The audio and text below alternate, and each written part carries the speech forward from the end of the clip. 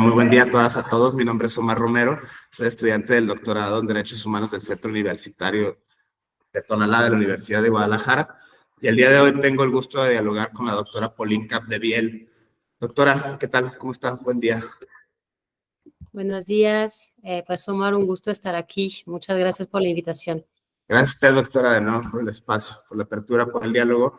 Justo el tema que hoy nos convoca es precisamente desarrollar una especie de síntesis de su más reciente libro, no sé si es el más reciente, de hecho, pero es un libro muy reciente, del año pasado, de hecho, texto que lleva por título Laicidad, Derechos Humanos y Sexualidad en América Latina, una mirada desde el sistema interamericano de derechos humanos. Este libro está, dicho sea de paso, editado por la Universidad Externado de Colombia y el Instituto de Investigaciones Jurídicas de la UNAM. Está compuesto de 3 capítulos, doctora, pero bueno, la autora es usted. En ese aspecto, si nos pudiera platicar un poco la estructura de estos 3 capítulos que configuran este libro, que recién publicó el año pasado, va sobre pues, los giros discursivos que hay en materia de derechos humanos, laicidad y derechos sexuales y reproductivos. Estas 3 áreas de expertise que viene manejando desde hace varios años en sus obras escritas, de toda su producción académica en general. Si nos pudiera dar una especie de síntesis de estos 3 capítulos, sería fenomenal, doctora. Muchísimas gracias por el espacio.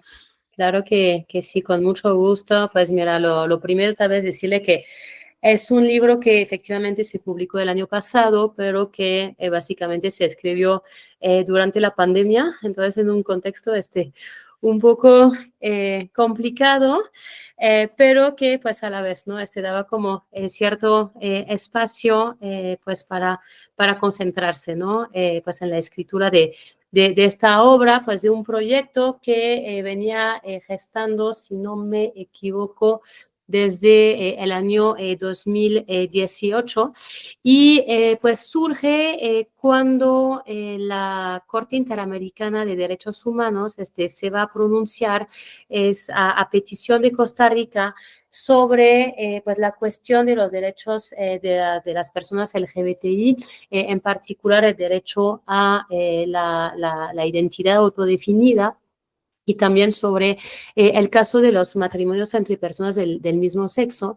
Y la Corte pues va a pues presentar la opinión consultiva 2417, en la cual pues va a mencionar pues un principio de separación entre el Estado y las iglesias, y es a raíz, ¿no?, de este pronunciamiento que me va a parecer pues importante tratar de indagar sobre pues la labor de la Corte Interamericana en materia de laicidad, ¿no? Entonces esto pues es a partir de esta preocupación, de esta inquietud que surge este libro, que como mencionabas efectivamente consta de 3 capítulos. En primer lugar, de una introducción, y yo creo que es un aspecto importante de la obra, en el sentido de que pues ahí trato de pues hacer como algunos acercamientos metodológicos y pues en particular desde la sociología jurídica, ¿no? A mí en lo personal siempre me pareció pues muy importante no solamente entender el derecho como pues un sistema autorreferente, ¿no?, lo que llamamos la dogmática jurídica, que es pues básicamente, ¿no?, resolver un problema jurídico pues a partir de las normas y de los vínculos jerárquicos entre estas diferentes normas. Creo que es algo importante, pero a mí lo que me interesa sobre todo es pues entender los vínculos entre el derecho, la sociedad, el Estado, los individuos, etcétera, ¿no? Entonces una mirada un poco más empírica del derecho, y pues entendiendo el derecho como un producto de lo social, ¿no? Que moldea lo social, y a su vez como la sociedad también moldea el derecho. Entonces en esta introducción lo que hago es pues presentar como acercamiento metodológico, que bueno, yo no soy socióloga, y de hecho pues asumo como un acercamiento de la sociología del derecho como una sociología muy flexible, ¿no? No rigurosa del derecho, como decía el profesor Jean Carbonnier, el profesor francés de sociología jurídica, ¿no? Entonces esta preocupación por entender cómo las interacciones relaciones entre el derecho y la sociedad. También me pregunto acerca de América Latina, ¿no? Porque luego utilizamos esta idea de América Latina como si fuera pues un bloque monolítico, entonces me pregunto incluso, ¿no? Si existe como tal América Latina, porque pues se puede considerar que hay muchísimos contrastes entre pues estos países que compone esta región, o al contrario, sostiene la idea de que sí hay cierta unidad en América Latina, y es lo que por lo que me inclino, considerando que pues incluso desde las luchas independentistas existe la idea de América Latina como pues un ideal o un porvenir, un futuro en común, ¿no? Entonces, pues lo que trato de hacer es como enfatizar a la vez pues cierta idea de América Latina, pero al mismo tiempo sin querer ocultar pues las profundas diversidades que existen en esta región, y en particular en materia de relaciones entre el Estado y las iglesias. Entonces, pues una introducción que busca como plantear, ¿no? Pues determinados conceptos. También trato de hacer un acercamiento a los derechos humanos y a los feminismos jurídicos, porque pues este libro también es una suerte de primer acercamiento a pues una metodología feminista. Entonces, no es solamente hablar de los derechos de las mujeres, sino empezar a pues accionar algunos paradigmas y metodologías y conceptos de los feminismos pues para tratar de abordar esta problemática de la laicidad, y en particular sus relaciones con los derechos sexuales y reproductivos. Entonces, el primer capítulo lo que busco hacer es pues una serie de acercamientos conceptuales. En primer lugar, este concepto de laicidad, ¿no?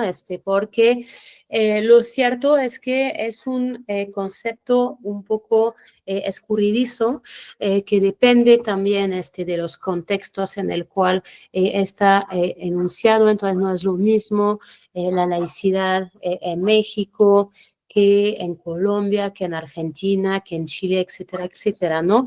Entonces, tal vez lo que propongo para acercarnos a este concepto de laicidad es proceder a pues un análisis genealógico, ¿no? De dónde viene la laicidad, y para responder a qué tipo de necesidades también surge, ¿no? Entonces, como tratar de trazar un poco la historia de este concepto, que se suele decir, pues nace en Europa Occidental y en particular en Francia, pero que va a ser pues retomado en América Latina, pero no de la misma manera según los países. También sabemos que en México o en Uruguay pues hay una muy fuerte tradición laica, y eso creo que vale para todos los países de la región, ¿no? Este principio de laicidad surge en el marco de las luchas entre el Estado y la iglesia hegemónica, la iglesia católica,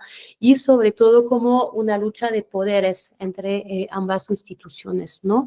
Entonces, si lo vemos desde una mirada, digamos, un poco más desde el poder, o una mirada un poco más empírica, antes de ser un principio tal vez ético, la laicidad sobre todo es una herramienta que buscan accionar los estados, nación, que surgen pues en estos movimientos de independencia, para que este Estado pues pueda tener como plena soberanía frente a una iglesia católica que solía tener pues mucho poder político, económico, axiológico, etcétera, etcétera, ¿no? Entonces, lo primero que explico es que me parece que no podemos entender la laicidad como un principio solamente abstracto, sino que tenemos que ver, ¿no? Justamente los contextos en el cual surge y se desarrolla, ¿no?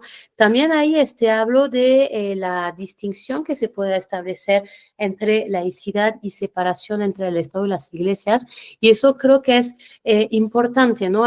Distinguir un poco, y de hecho el argumento que desarrollo en este libro es que tal vez la separación hace referencia meramente al aspecto como orgánico o institucional de la relación entre el Estado y las iglesias, y que pues para poder asegurar precisamente los derechos fundamentales de las personas necesitamos no solamente la separación, sino pues un aspecto como mucho más material, sustantivo, ¿no? Que es la protección justamente, ¿no? De los derechos de las personas. Y entonces voy a tratar de defender la idea de un principio de laicidad que efectivamente se basa en un principio de separación, pero que a la vez pues va a desarrollar un contenido ético, que es la protección de los derechos humanos de las personas. También ahí hablo de los diferentes modelos de laicidad, pues retomando una clasificación de mi colega Fabiola Rivera, del Instituto de Investigaciones Filosóficas, que también establece desde la ciencia política como distinciones entre modelos liberales de laicidad, modelos más republicanos de laicidad al estilo francés, por ejemplo, laicidades incluso anticlericales, y algún fenómeno que estamos viendo hoy en día, que es pues la defensa de modelos de laicidad positiva o incluyente, que pues en muchos casos lo que vemos es que pues es el Estado que se abre a la pluralidad, a la diversidad religiosa que hemos advertido en América Latina desde hace pues unas décadas, y ahí también trato de mostrar que puede ser una laicidad problemática, porque en estos modelos finalmente el Estado deja de ser neutro de cierta manera, porque pues va a defender pues una visión religiosa del mundo, entonces una visión religiosa desde cierta diversidad, pero siempre en clave cristianas, pero finalmente pues una laicidad que tiende a defender una visión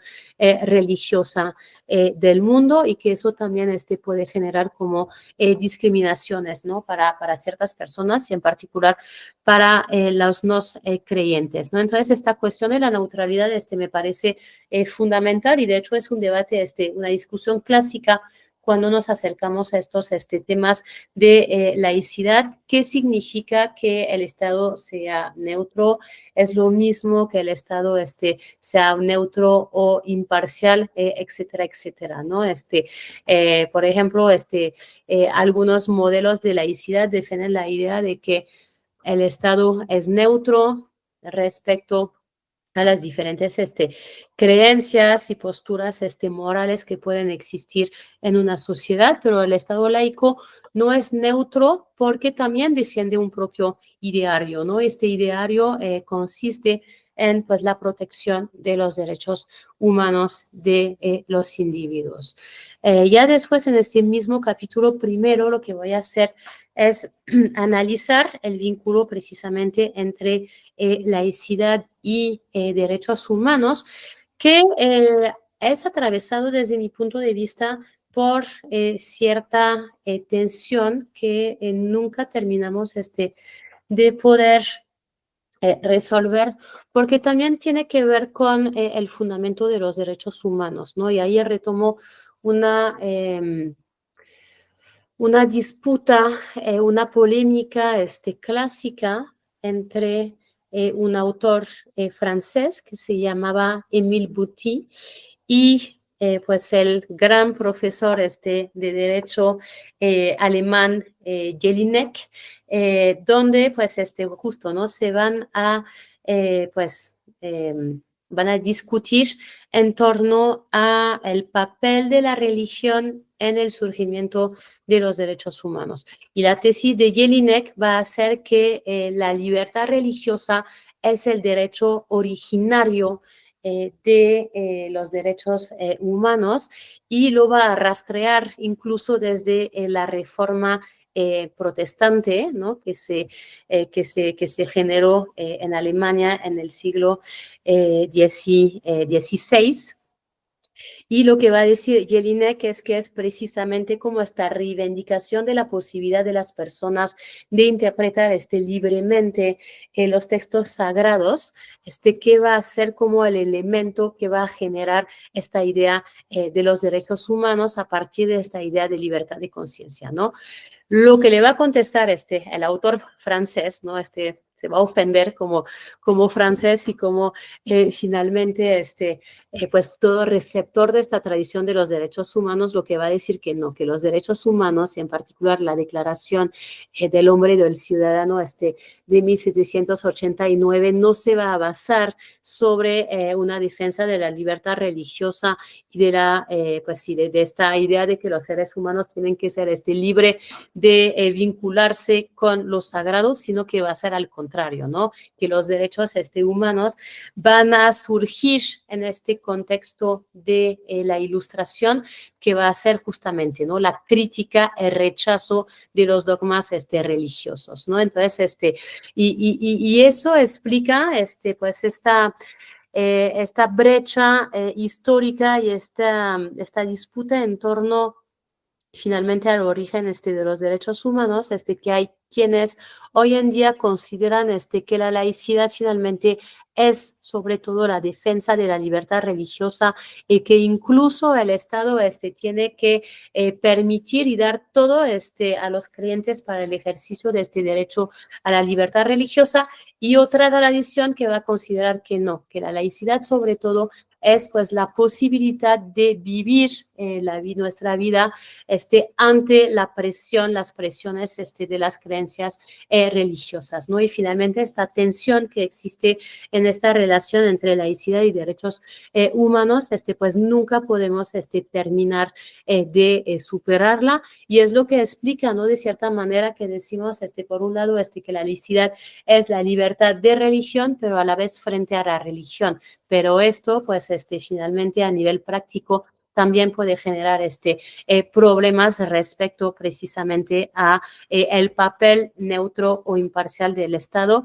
respecto a pues los diferentes fenómenos religiosos que pues surgen, ¿no? Y se desarrollan en nuestras sociedades, ¿no?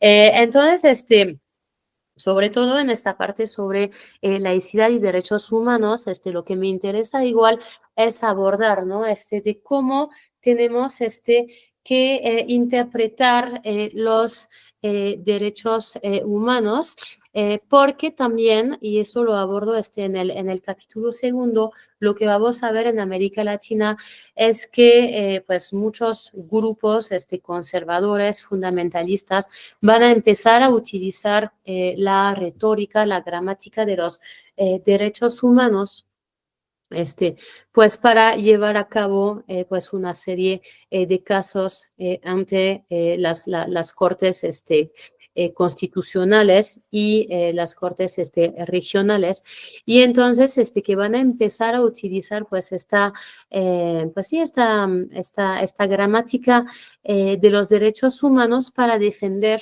proyectos conservadores, ¿no? Por ejemplo, en materia sexual y reproductiva, el ejemplo del aborto, pues ya no se va a hablar del aborto como un pecado, sino se va a empezar a hablar del derecho a la vida del no nacido, ¿no? Entonces, ahí también en este primer capítulo empezó a reflexionar a, pues, cuáles deben ser como los principios interpretativos de la Corte frente a el surgimiento de estos argumentos, y en particular, insisto ahí, en los derechos humanos como un sistema, es decir, pensar los derechos humanos no de manera aislada, sino como un sistema coherente de principios que nos obligan a pensar entonces en nuestros derechos de manera integral y interrelacionados entre sí, ¿no? Y ahí tomo este ejemplo precisamente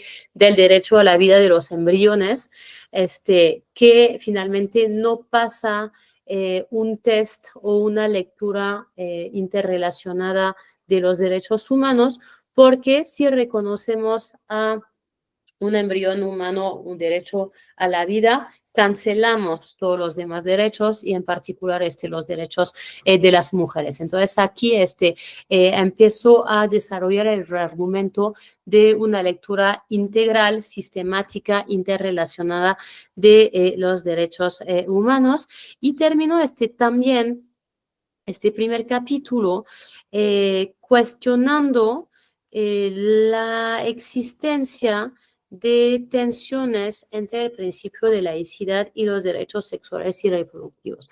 Porque hay algo igual que me parece muy importante subrayar, es que solemos efectivamente considerar que la laicidad es un principio aliado, que existe una afinidad entre laicidad y derechos sexuales y reproductivos, pero lo cierto es que, como mencionaba, ¿no? La laicidad históricamente no surge para garantizar los derechos sexuales de las personas, ni mucho menos los derechos de las mujeres. Surge, insisto, ¿no? Como para fortalecer el Estado moderno frente al poder de la Iglesia católica, ¿no? Entonces, efectivamente podemos encontrar numerosos cruces entre laicidad y derechos sexuales y reproductivos, pero si empezamos igual a acercarnos a corrientes feministas, vamos a ver que son sumamente también críticos, ¿no? Respecto a la laicidad y en particular respecto a este principio de autonomía, ¿no? Solemos considerar que la laicidad lo que busca hacer es defender la autonomía de las personas y en particular frente a lo religioso, pero para determinadas corrientes feministas este principio de autonomía es un poco sospechoso, ¿no? Porque van a explicar que es un principio que surgió en la modernidad para responder a las necesidades, a los intereses de determinado sujeto histórico, que es el varón blanco propietario, ¿no? Entonces, este principio de autonomía en el cual al final metimos a las mujeres no deja de tener como un sesgo, como un vicio de origen en la materia. Y también otra crítica de nuevas voces feministas es que lo que van a decir es que lo religioso no necesariamente es el enemigo, no de reconocimiento de estos derechos sexuales y reproductivos.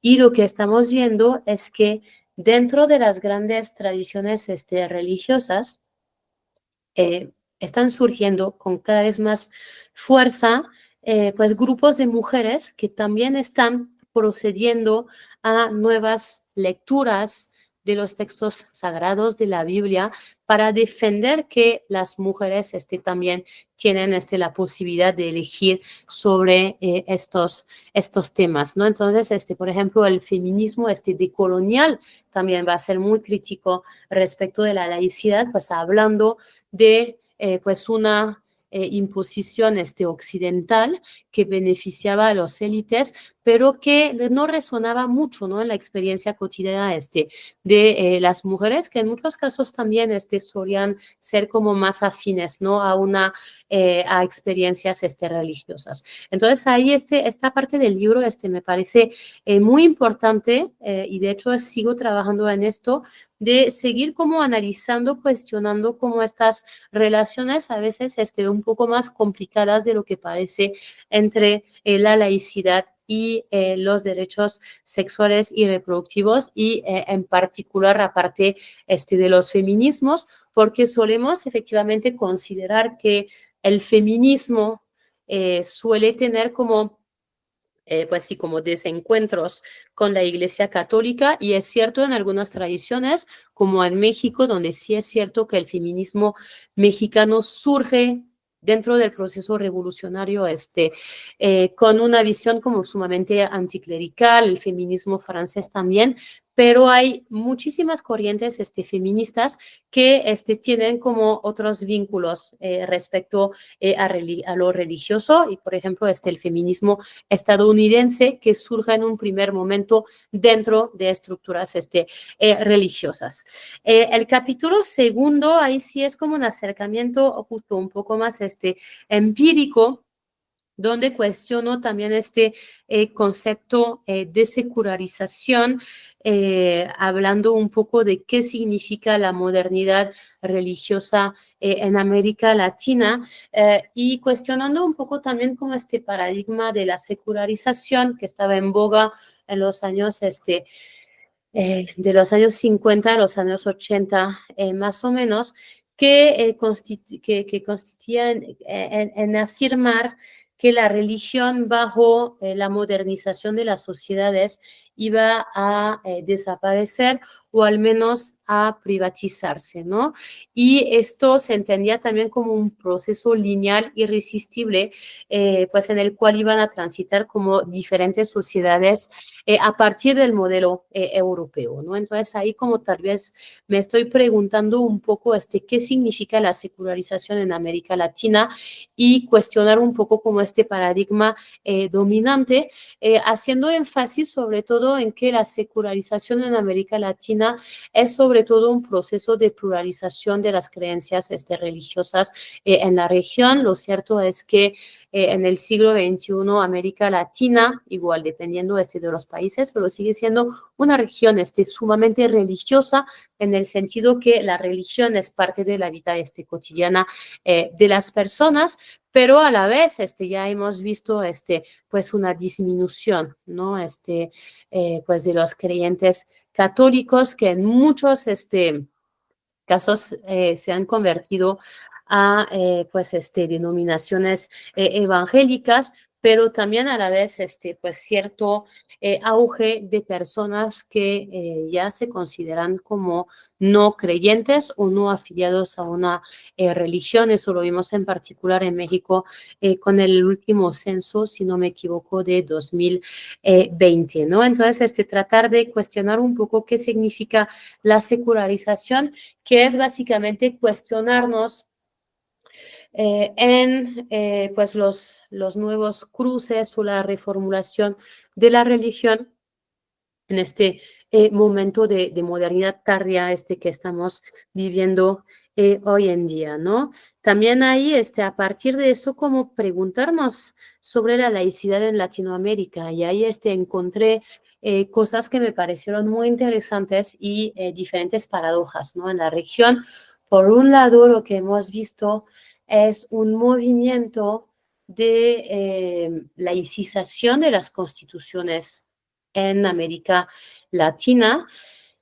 Digamos que una buena mitad de los países no hablan justo, ¿no?, de religión en la Constitución, lo que se puede interpretar como un umbral mínimo de laicidad o de aconfesionalidad. Tenemos una otra mitad que ahí sí mencionan claramente la existencia de un principio de laicidad, un principio de separación, de secularidad en su constitución. Y finalmente solo tenemos un país en América Latina que todavía pues se declara pues explícitamente la existencia de una iglesia de Estado, que es Costa Rica, ¿no? Y Costa Rica, de hecho, es un tema muy interesante de estudio porque tenemos una iglesia oficial, una iglesia de Estado, que es la iglesia histórica, la iglesia católica, pero estamos en un momento donde pues casi la mitad de la población ya no es católica, ¿no? Sino evangélica, neopentecostales, pues todas estas nuevas, bueno, nuevas, relativamente nuevas confesiones religiosas. Y de hecho también Costa Rica ha pues llevado en diferentes ocasiones pues litigios que pues justo no tenía una dimensión religiosa ante la Corte Interamericana de Derechos Humanos. Entonces a mí me parece que Costa Rica es un caso sumamente interesante de estudio en la materia, porque justo no está entre como modernidad y tradición en materia de laicidad y de religión. Entonces tenemos como todo esto, movimiento de avance, de secularización de las constituciones en América Latina. Sin embargo, a la vez estamos viendo un fenómeno de desprivatización de la religión o de regreso de la religión en la esfera pública, ¿no? Y esto, pues, sí lo podemos como apreciar en diferentes países latinoamericanos y versiones de la religión que Efectivamente, no suelen ser muy progresistas, sino al contrario, ¿no? Conservadoras, pero llama la atención que este proceso de secularización que estaba anunciado, vemos como no, el fenómeno religioso en Latinoamérica ha logrado pues adaptarse a la modernidad. La Iglesia Católica ha perdido como este lugar privilegiado de ser considerado como una iglesia de Estado, pero eso no significó que se privatizó, sino que regresó a la esfera pública, pero de otras maneras, y en particular pues mediante asociaciones de la sociedad civil, ¿no? Entonces, eso es una primera paradoja que me parece interesante.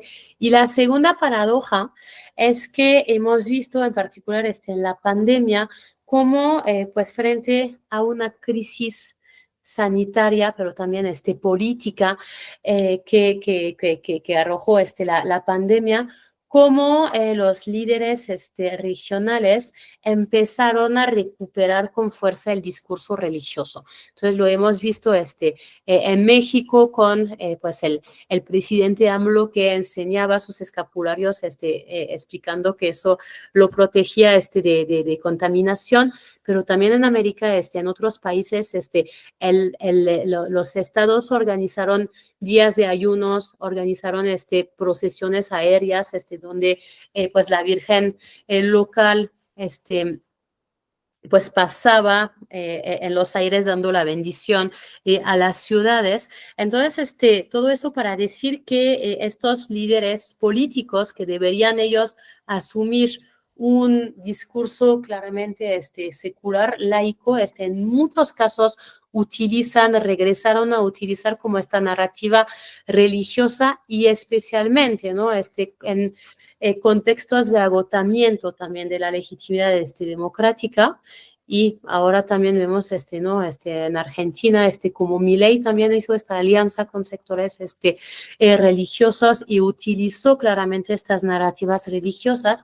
Y la otra parte de la paradoja es que al contrario, ¿no? Las iglesias están asumiendo cada vez más un discurso secularizado. Y es algo que un autor argentino, una referencia sobre estos temas, se llama Juan Marco Baglione, ha conceptualizado como secularismo estratégico, ¿no? Es decir, cómo las iglesias y toda esta nebulosa de organizaciones sociales afines van a dejar un poco de lado pues todo este discurso religioso, iba a empezar justamente lo que le decía, ¿no? A entrar al discurso de los derechos humanos, el discurso de la bioética, pues para tratar de tener mayor impacto en estos debates democráticos, pues en materia de familia, de sexualidad, de reproducción, de educación, etcétera, ¿no?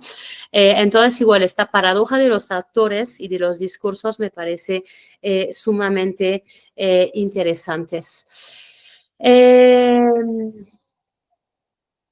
Esto, ¿no? Como estos discursos y como mencionaba, en particular como un argumento, es el argumento tal vez más desafiante en materia de aborto, es esto, ¿no? Considerar que desde el momento de la concepción, del encuentro entre un óvulo y un espermatozoide, ya tenemos pues una persona completa o potencialmente completa y que esta persona por lo tanto ya es titular de derechos humanos y en particular de los derechos, del derecho a la vida, y este argumento pues va a obligar las Cortes Nacionales y la Corte Interamericana de Derechos Humanos también a pues pronunciarse, ¿no? Sobre esta temática, y es precisamente lo que abordo en el capítulo tercero, ¿no? En el capítulo tercero lo que busco hacer es, a partir como de este análisis conceptual y empírico, empezar como a tratar de sistematizar o de hacer inteligible pues el trabajo del Sistema Interamericano de Derechos Humanos en la materia, ¿no? Entonces, como sabemos, hay dos órganos centrales en este sistema. está la Comisión Interamericana y está la Corte Interamericana de Derechos Humanos. Entonces, traté en primer lugar como de rastrear un poco pues la postura de la Comisión Interamericana sobre temas relacionados con la religión, y efectivamente lo que hemos visto es que en los últimos años la Comisión se ha focalizado sobre lo que llama grupos antiderechos, ¿no? Estos grupos conservadores, en muchos casos de inspiración religiosa, que han surgido con fuerza en América Latina, que son sumamente complejos, que se presentan un poco como una mosaica, en muchos casos igual con vínculos transfronterizos entre sí. Entonces tenemos como pues las propias iglesias, que también eso es algo interesante de analizar. Vemos como pues en América Latina la Iglesia Católica tiene que competir con estos nuevos grupos religiosos evangélicos. Entonces que desde este punto de vista hay como cierta competencia entre sí, pero que en algunas temáticas, las que mencioné, familia, reproducción, sexualidad, educación, vemos como estas pues iglesias, estos grupos religiosos organizan alianzas entre sí, ¿no? Entonces, la comisión ha abordado esta temática y ha dicho claramente en diferentes informes generales o por países que en muchos casos son estas alianzas interreligiosas, estos grupos, entonces, iglesias, universidades, religiosas, influencers, fundaciones, grupos prohibidas, todas estas nebulosas que pues constituye el principal obstáculo al avance en materia de derechos sexuales y reproductivos. Hemos visto en diferentes países que estas iniciativas para avanzar en materia de políticas reproductivas mucho más incluyentes, chocaron contra pues estos grupos y terminaron, por lo tanto, pues siendo desestimadas frente como a esta pared, ¿no? Conservadora. También pasó eso en diferentes países. En Colombia, ¿se acuerdan también que en el proceso igual de paz surgió esta dimensión religiosa, y la Iglesia Católica impidió que se pudiera avanzar en materia de acuerdos de paz, a meter también la cuestión de la educación sexual en la iglesia como en este proceso de elección, ¿no? Entonces, la Comisión Interamericana llama la atención sobre estos grupos. También en el Caribe vemos como hay muchos pequeños países donde había como iniciativas para, por ejemplo, quitar las leyes que seguían criminalizando la homosexualidad. La Iglesia Católica no dejó que pasara, por ejemplo, ¿no? Entonces, la comisión sí, como una de sus preocupaciones es esto, como tratar un poco de monitorear estos grupos conservadores y decirles que pues este activismo claramente es contrario a los derechos humanos.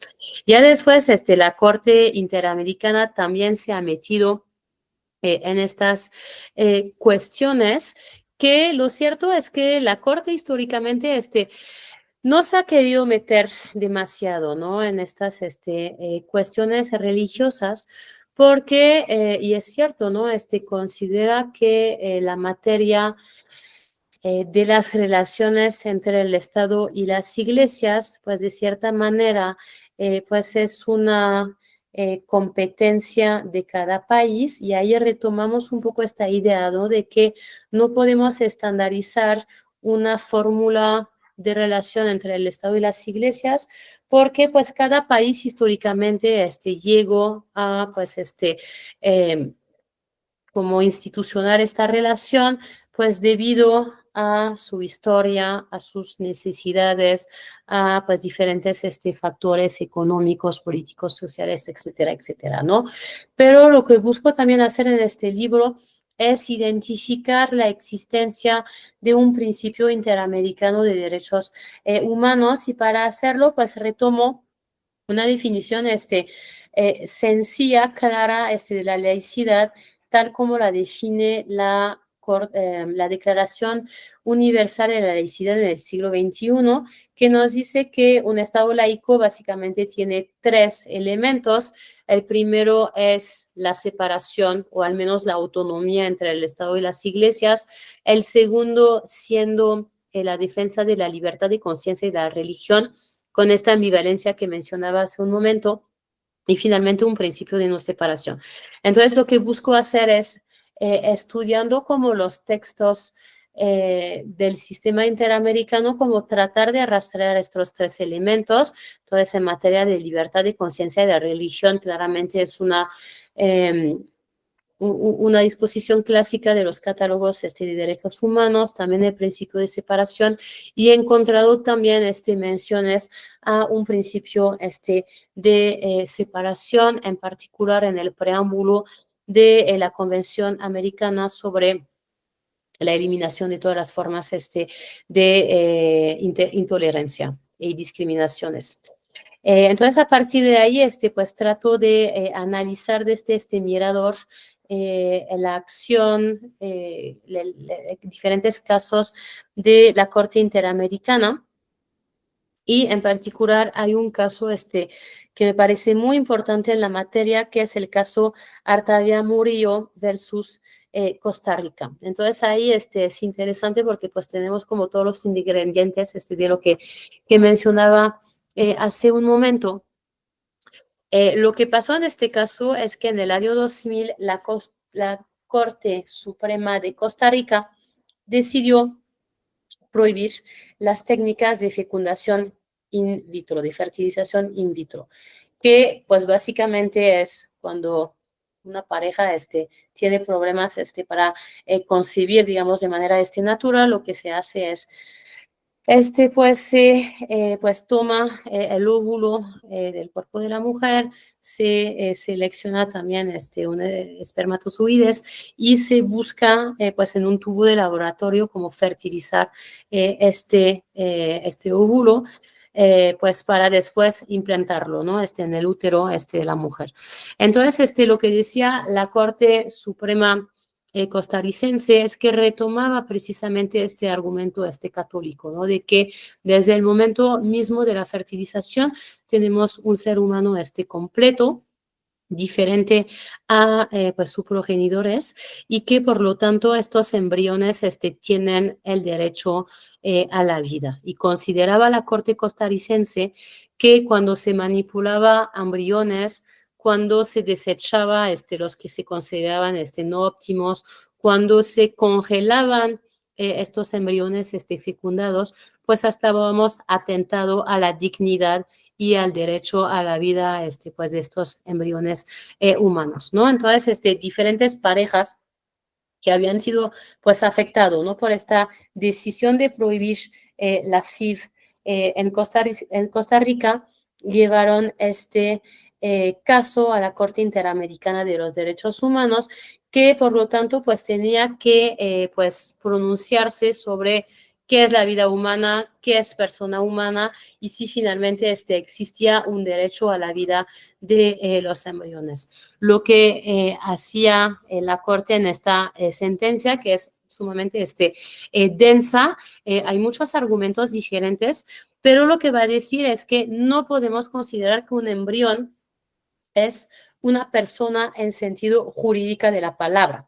Va a decir que un embrión sí es un bien jurídico que hay que proteger, pero que no es lo mismo que una persona nacida dotada de derechos humanos, porque considerar que un embrión es una persona humana es finalmente una creencia particular, y que imponer esta creencia particular a pues toda una sociedad finalmente va en contra del pluralismo y del carácter democrático de un país, ¿no? Y ahí creo que encontramos claramente como el núcleo duro de lo que sería principio de laicidad, que es cada persona tiene derecho a sostener o a no sostener las creencias, pero no puede imponerlo a las demás personas, y desde luego un Estado que tiene que guardar pues, cierta imparcialidad no puedo imponer este tipo de creencias a toda la sociedad. Y ahí retomando también esta idea de una lectura interdependiente, interrelacionada de los derechos humanos, lo que decía la Corte es que si reconocemos al embrión humano, pues este derecho absoluto a la vida, cancelamos todos los demás derechos y en particular el derecho de estas parejas que sufrían de infertilidad y en particular también se le negaba pues la autonomía reproductiva a las mujeres. Dijo primero para que haya vida humana necesitamos tener este embrión dentro del cuerpo de la mujer y una vez en este cuerpo de la mujer tenemos que hacer un ejercicio de ponderación entre la protección de la vida prenatal y el derecho a la autonomía de la mujer. Y lo que decía es que esta protección de la vida prenatal es gradual e incremental, es decir, a medida que se va avanzando en un embarazo, pues esta vida prenatal es cada vez más digna de protección reforzada por parte del Estado. Y este criterio es súper importante, ¿no? Y de hecho fue retomado en el juez constitucional mexicano en la Suprema Corte para despenalizar el aborto, porque la Corte dijo que dentro de un plazo muy cercano a la concepción existe un momento para las mujeres y las personas gestantes para terminar el embarazo, pero terminando este plazo, lo que va a tomar cada vez más peso va a ser la protección de la vida prenatal, ¿no? Entonces, se consideró que este caso Artavia Murillo versus Costa Rica era la expresión de una sentencia científica, ¿no? Porque precisamente lo que hacía la Corte era acercarse como a la dimensión científica de la protección de la vida y no creencias religiosas y por lo tanto que también, aunque no se mencionaba la palabra religioso o laico, se defendía finalmente en un principio de laicidad que, insisto, ¿no? Consiste en no imponer una creencia a todo un conjunto de personas.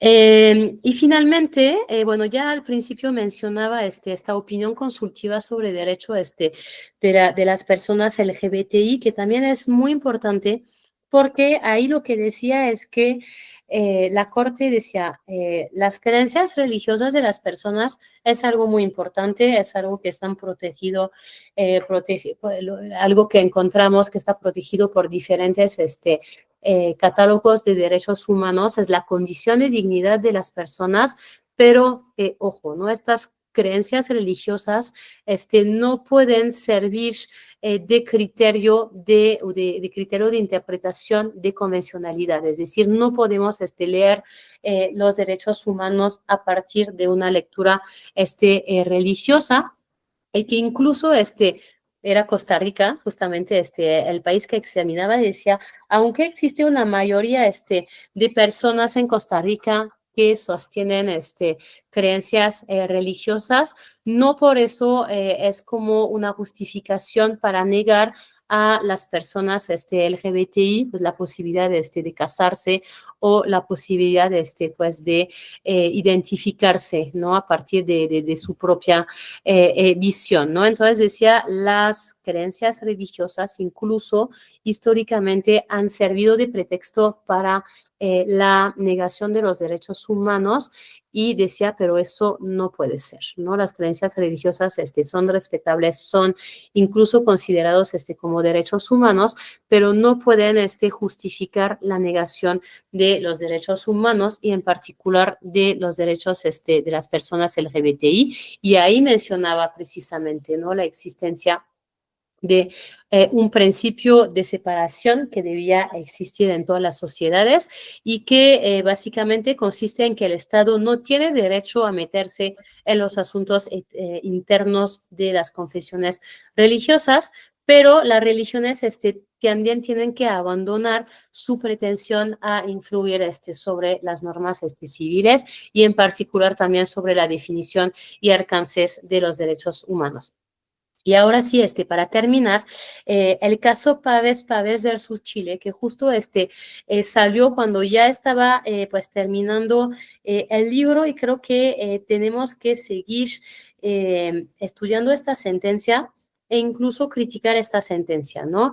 Ahí era un caso muy interesante en Chile, de una profesora de religión católica en una escuela pública, porque hay que saber que precisamente en Chile todavía existe pues el Estado en las escuelas públicas oficiales, organiza para los alumnas que le desean pues la posibilidad de recibir una educación católica, ¿no?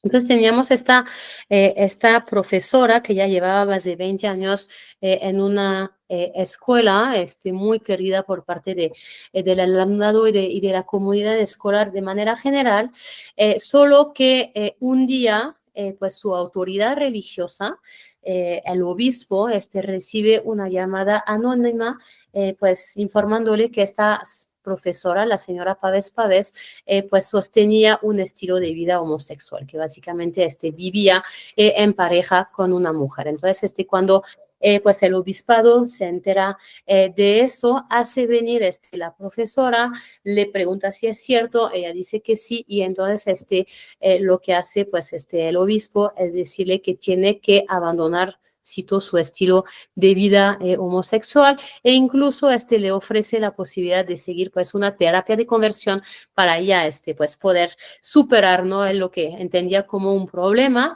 La profesora se va a negar, y entonces lo que va a hacer la autoridad religiosa es quitarle su certificado de idoneidad para enseñar la religión católica, ¿no? Y una vez sin este documento, pues los profesores de religión no pueden pues enseñar la doctrina de la Iglesia católica.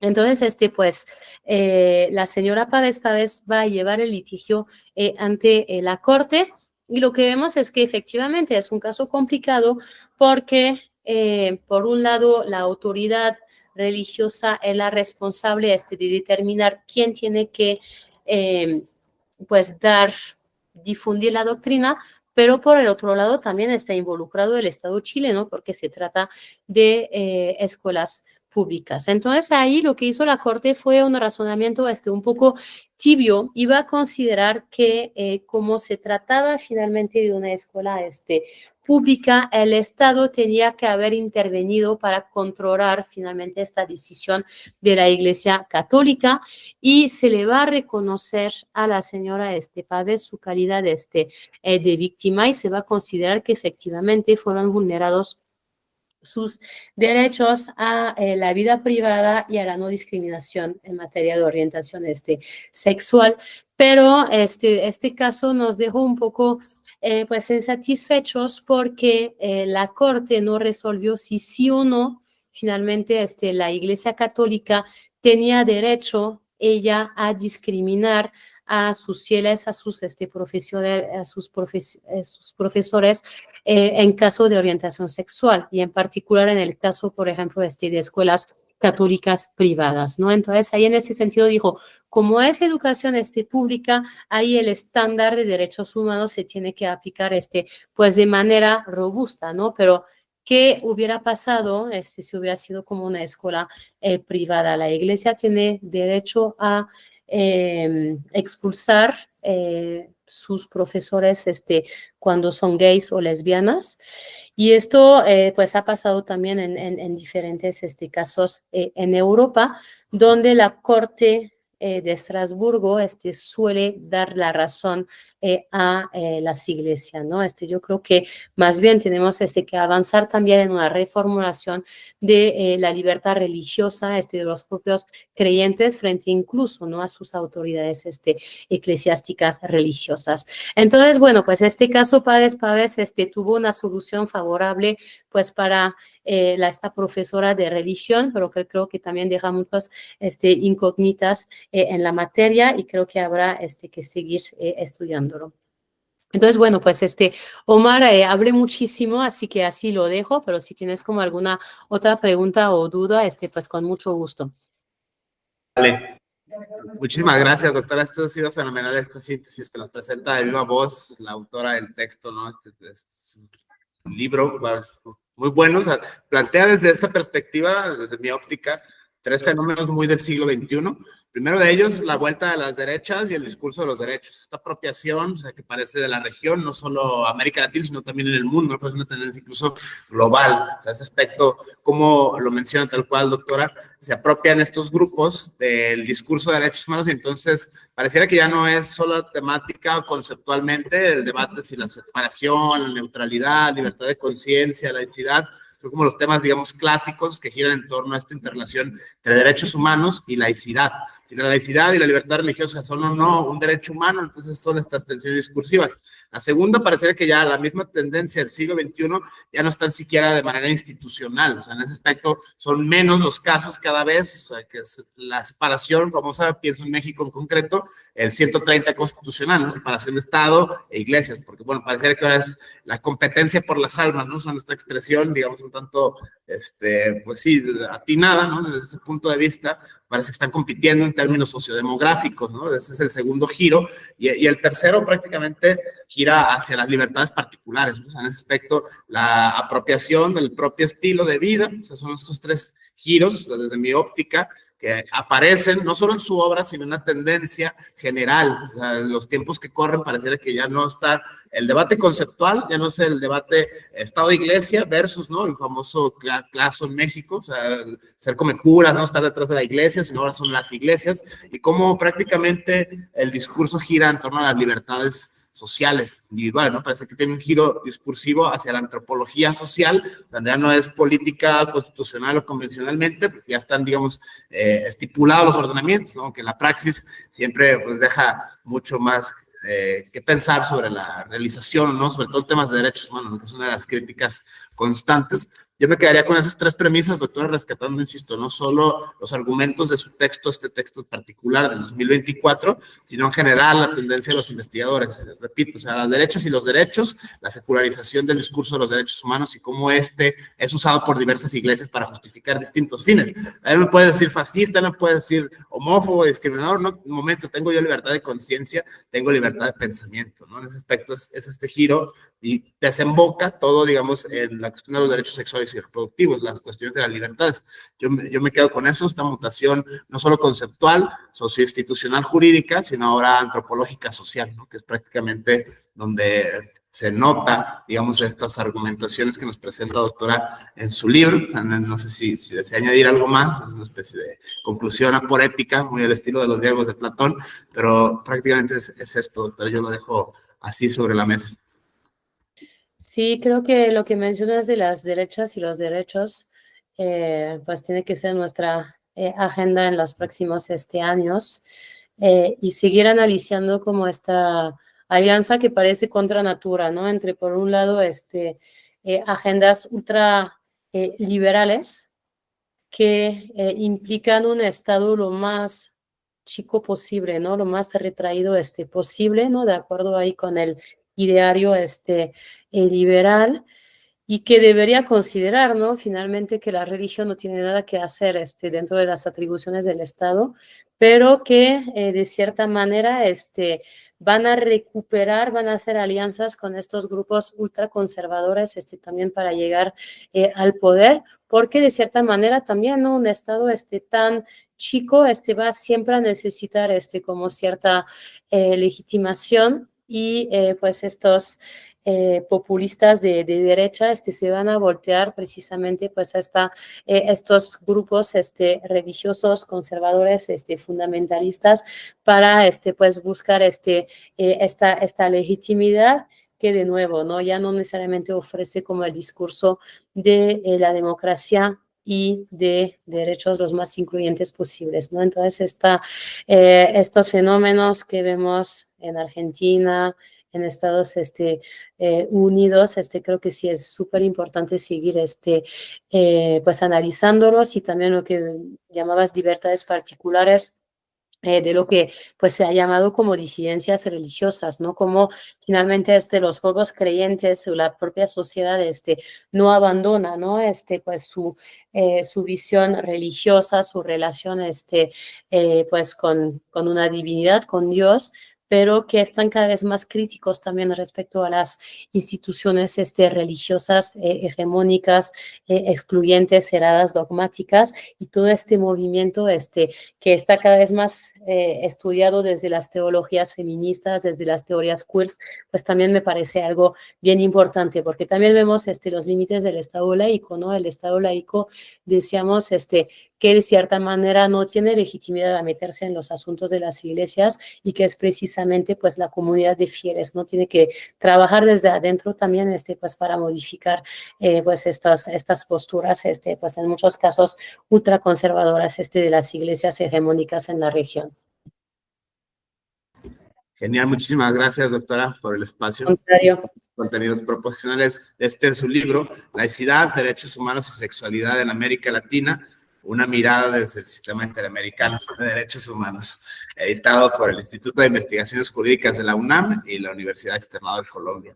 No me queda más que agradecerle, doctora, yo con la doctora Pauline Capdevielle, en este aspecto, esta premisa, o sea, esta agenda, ¿no? Esta historia continuará, por ahí van las investigaciones, o sea, en la UNAM, Suprema Corte, otros centros de investigación, otros grupos particulares, están, digamos, volteando hacia estas nuevas formas de la apropiación conceptual, cognitiva, discursiva, sobre todo social, de los derechos humanos, ¿no? Para defender las agendas de siempre de los grupos conservadores de siempre. Eso es algo interesantísimo. No sé si a manera de conclusión, final, doctora, quiero añadir algo más. No, pues nada más un pequeño comercial, que como todas las publicaciones del Instituto de Investigaciones Jurídicas, pues todos los textos están en versión PDF abierta, y lo pueden encontrar entonces en la Biblioteca Jurídica Virtual del Instituto de Investigaciones Jurídicas, que seguramente conocen, porque sí es una herramienta pues muy importante, ¿no? Pues para todas las abogadas del país. Muchísimas gracias, doctora, por el espacio, la apertura, compartirnos este libro que publicó el Instituto de Jurídicas el año pasado. Gracias, estamos en contacto. Hasta luego, muchísimas gracias. Un gusto poder saludarla de nuevo. Saludos.